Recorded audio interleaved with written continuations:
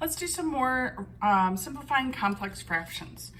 So the primary way we're going to do this is to look when there's fractions inside of another fraction. That's what we mean by complex fractions. And we're going to multiply top and bottom by the least common denominator. So in this case, the LCD is just x. So I'm going to multiply the top of the fraction by x over 1 and the bottom of the fraction by x over 1. But we're going to be distributing it to every term in the top and the bottom.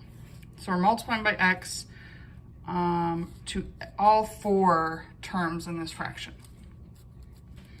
So let's see what we get. 1 times x, or x times 1, is just x. And then, maybe I should write this out a little better. So it's 1 times x for the first one. The next one is going to be 1 over x times x over 1. Well, the whole reason we did this is so that the denominator would cancel. In the bottom, I get 1 times x, then minus 1 over x times x over 1. So I'm just putting this over 1 when it's a fraction, just to help me line it up so that it's clear like what cancels. So what I get then, 1 times x is x. And then over here, the x is canceled, so we're just left with 1. 1 times x is x, and now it's minus 1. And this is fully simplified.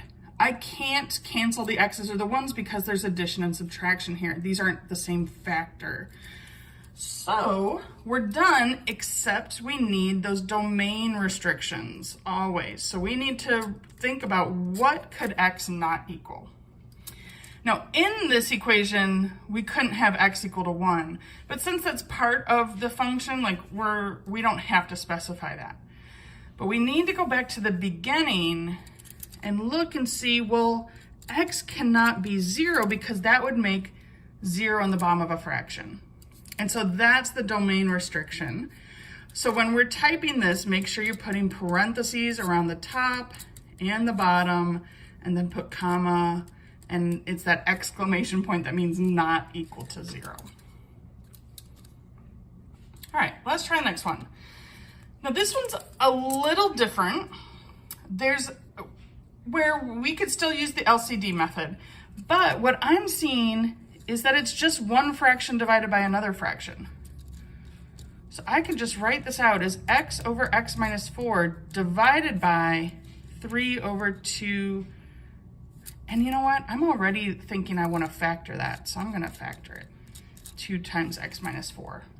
All right, as soon as I see something that wants to factor, at least at this point, I just want to factor it. So get that done because we're going to need that anyway. To divide one fraction divided by another, all you do is flip the second fraction. So if you see it in this form, you can always just multiply by the reciprocal.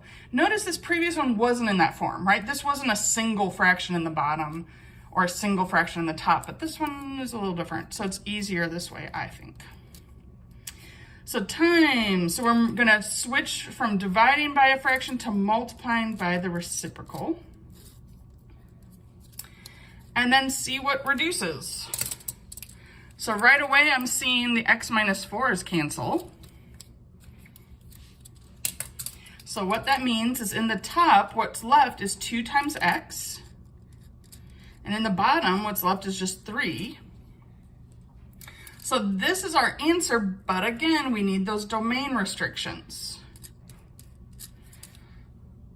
Oh, and I want to save room because I want to show it the other way too, just so we can see the LCD method.